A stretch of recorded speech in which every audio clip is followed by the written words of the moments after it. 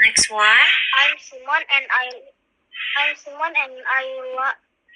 I live in England.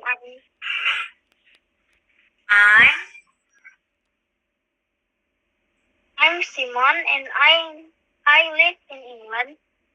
I'm 15 years old and I practice cycling. I like the sport because I can practice in the park. In summer, I go cycling every day for 3 hours, usually in the morning. In winter, Wait, it's 3 hours.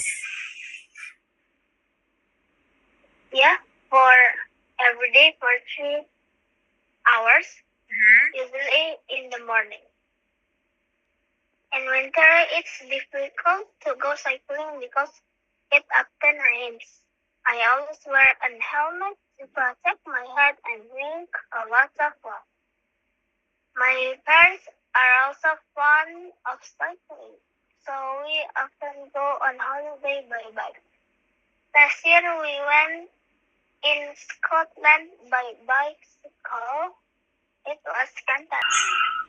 Next one.